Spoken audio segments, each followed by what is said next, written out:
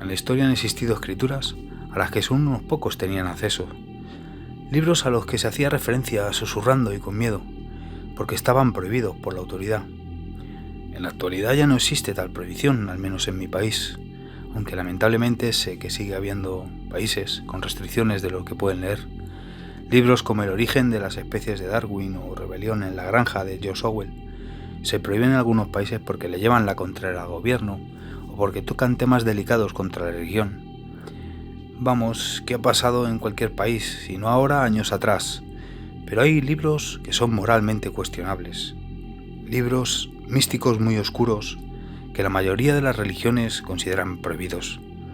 Hablo de los llamados también libros malditos. Textos como el libro de Decián, considerado en la historia que le rodea como el primer libro del mundo, es un texto antiguo de un posible origen tibetano. O como Excalibur, que quien lee este libro se vuelve loco, o eso decía el saber popular.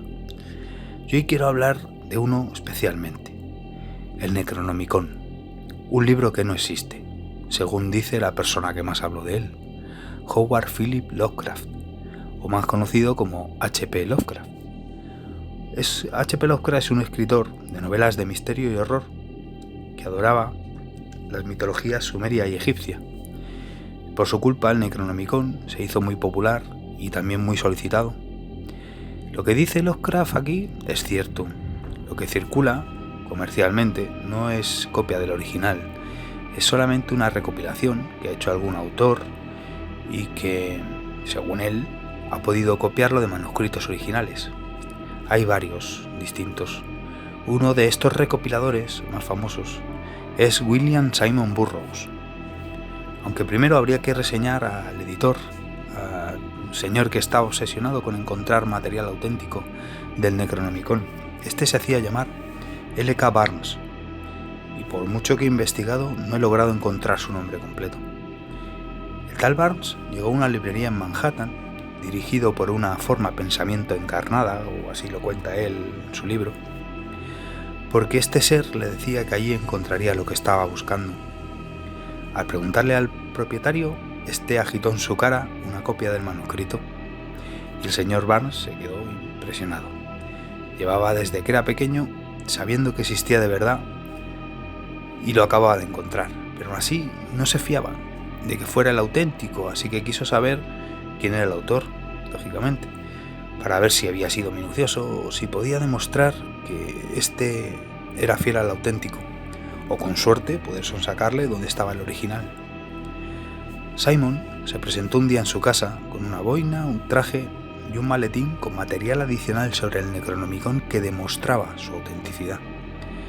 Entonces se pusieron manos a la obra junto con un tercero llamado James Wasserman. Este hombre trabajó en la producción y diseño del libro y cuenta que fue acosado por un poltergeist mientras duró el trabajo. Dice que este le llegó a abrir una puerta cerrada desde dentro. También dice que hubo una plaga de ratas en una planta más abajo de donde trabajaban, que le destrozaron unas máquinas y que desaparecieron cuando encontró un símbolo hindú que había perdido. Por su lado, el tal Simon, vivía con miedo a que su vida corría peligro. En su día a día o en sus sueños sentía que le perseguían, que le vigilaban y que su vida estaba amenazada. Por su parte, Barnes, el tercero del triunvirato, fue el que tuvo la locura más extraña. Este se obsesionó con que los extraterrestres estaban supervisando la publicación del libro y que se comunicaban con él mediante una cadena de eventos numerológicos tan incesante que no pudo ignorarla. Aquí debería leerse Demon Extraction o la impresión del calendario de Denderaz para entender bien lo que significa, hasta qué punto llegaba esta obsesión numerológica. Curiosamente, en el primer aniversario del libro hubo una oleada de eventos ovni en Australia y Nueva Zelanda, y en una de estas desapareció un piloto.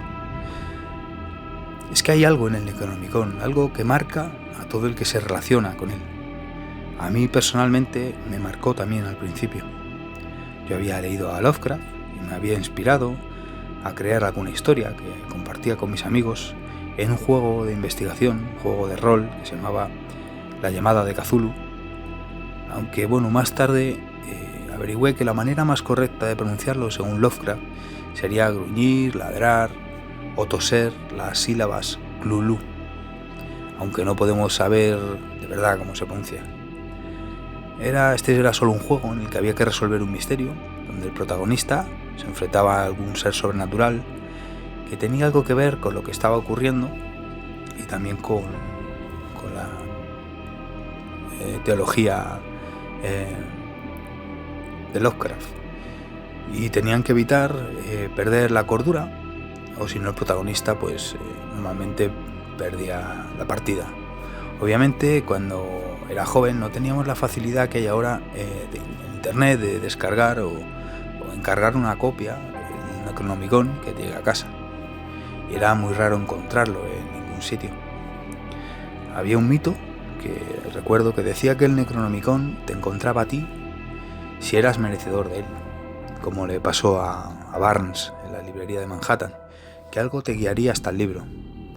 Así que cuando encontré yo mi copia, me quedé mirándolo sin creérmelo durante unos minutos.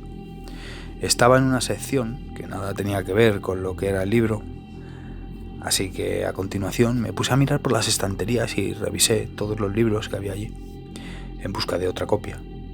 Me planteé incluso dejarlo, porque por lo que sabía del libro de los muertos, a la gente que lo leía le pasaban cosas malas.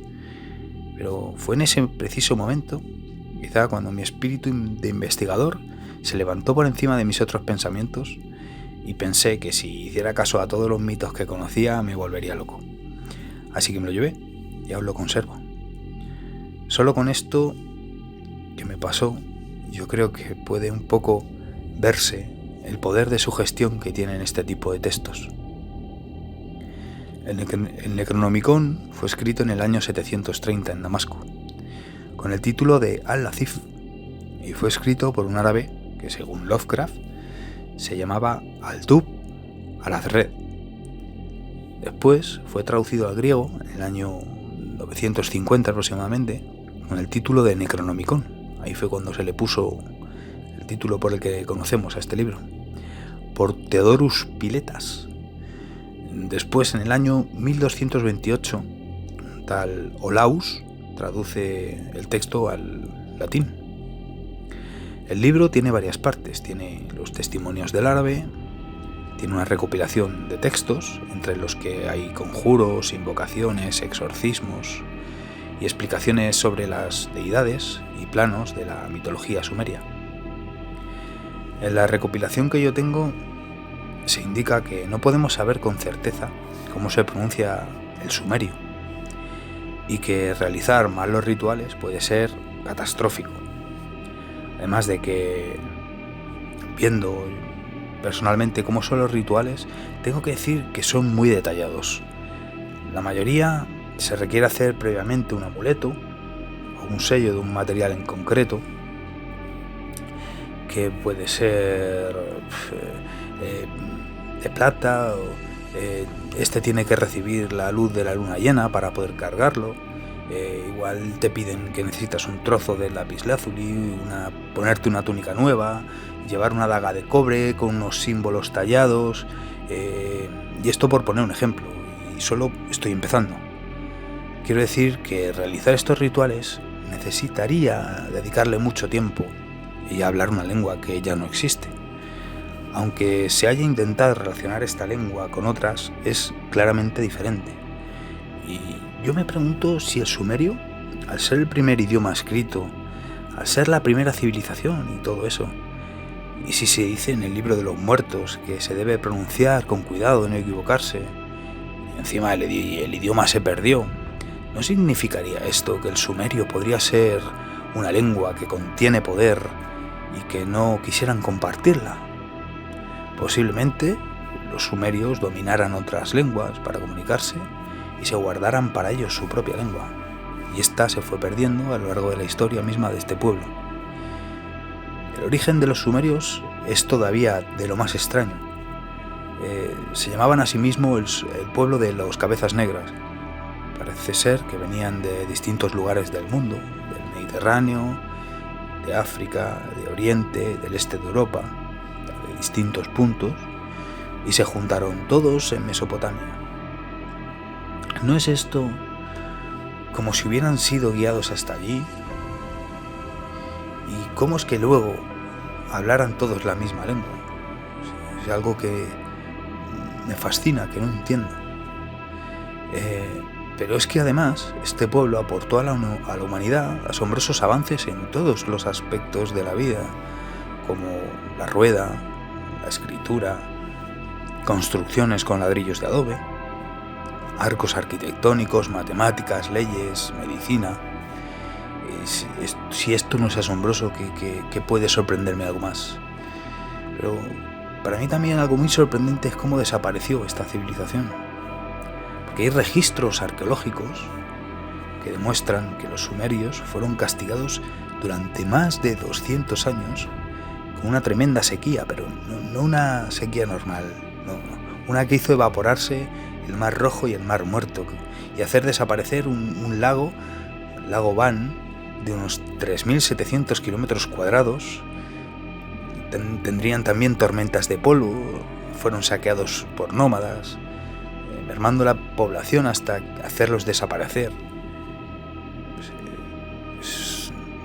Aunque a veces pienso, me da, si quizá todo esto viene de que alguno se equivocara al hacer una invocación, no sé. Fuera de broma, hay mucho que hablar sobre lo que representa el Necronomicon. Incluso sin haber leído ni siquiera un párrafo, tienen una historia de lo más interesante. Si también a ti te resulta interesante y quieres que hable más del tema, solamente házmelo saber en un comentario. También puedes darme tu opinión o aportar algo que sepas que yo no haya dicho. Solamente espero haberte hecho pensar y me despido hasta el próximo vídeo.